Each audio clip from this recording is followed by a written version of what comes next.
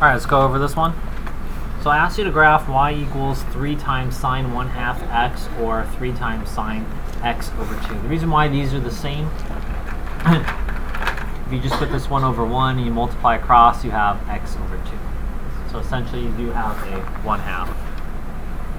The first thing I'm going to do is I'm going to write this in our standard form, sine b of x. There I can see my a value is 3. I use my a value to find my amplitude. My amplitude is the absolute value of a, so the absolute value of 3 is 3. Raise your hand if you got that. And then I take my b value, which is 1/2. My b value of 1/2 helps me identify the what? The period, which is 2 pi over b. So 2 pi over 1/2. And then I'm going to take this vertical fraction, I'm going to turn it sideways. That's what I like to do. Divided by 1/2. So this becomes 2 pi times 2 over 1, which is 4 pi. Raise your hand if you got the period to be 4 pi. So step number 1, I'm getting all my A, B's, and C's, and D's. And here I'm finding my period, so then now I can graph it.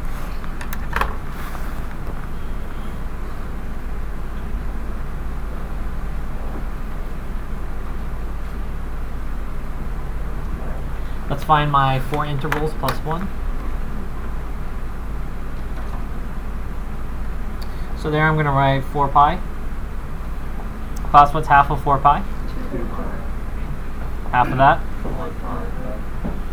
And if you add those two together? 3 pi.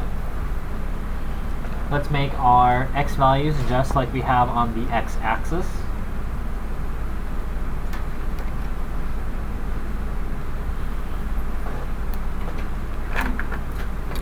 So now I'm going to do sine of 1/2 x.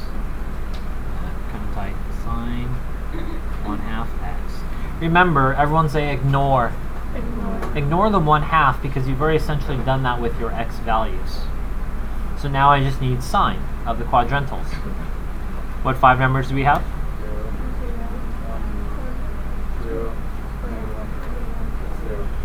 Remember, it's just the quadrantals going around. Now I'm going to take that and multiply it by 3. 3 times sine 1/2 x. 3 times 0 gives me? 0, 3, 0, negative 3, 0. For fun, let's graph the parent function. We'll graph it in pink. So 0, 1, 0, negative 1, 0. Remember, sine starts at 0 and ends at 0.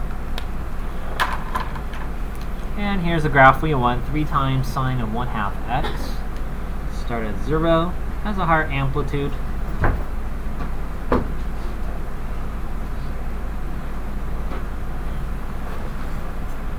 And that's what your graph looks like. Raise your hand if yours looks like that.